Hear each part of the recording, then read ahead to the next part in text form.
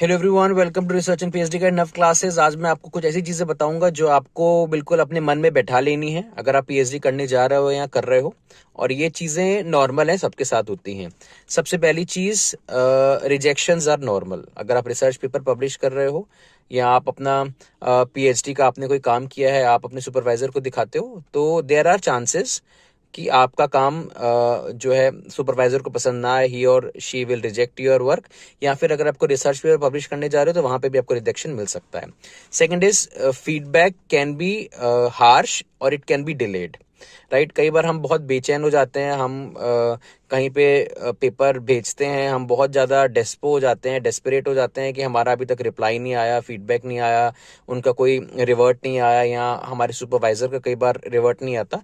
तो हमें थोड़ा सा धैर्य रखना है, पेशेंस रखना है, क्योंकि आपका फीडबैक है वो डिले भी हो सकता है and it can be harshed also. Harsh in the sense कि हो सकता है वो फीडबैक आप जो चाह रहे हो वैसा ना हो, क्योंकि जनरली क्या है कि हमको ऐसा लगता है कि हम जो काम कर रहे हैं वो बिल्कुल सही है।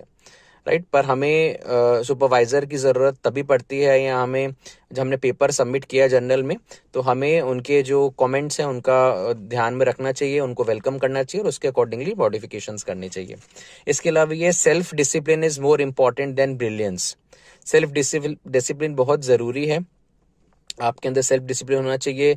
You have to manage your time, आपको टाइम मैनेजमेंट करना है, work life balance, each and everything self discipline के अंदर आता है, वो बहुत जरूरी है। आप ब्रिलियंट हो, इंटेलिजेंट हो, it hardly matters, but how you manage your work along with your research, along with your PhD is most important. And final thing, which is the most important point, that is your progress will be slow. आप रातों रात आपका paper publish नहीं हो सकता, रातों रात आपकी थीसिस नहीं बन सकती। धीरे धीरे काम होगा, पर काम होना चाहिए, कंसिस्टेंसी होनी चाहिए। ऐसा नहीं कि आप अभी काम कर रहे हो, आप अभी थीसिस लिख रहे हो, फिर आप को इतना बिजी हो आपके 15 दिन उठा रहे हो, 15 दिन बाद आप उसे उठा रहे हो, तो डेफिनेटली वहां दिक्कत आएगी।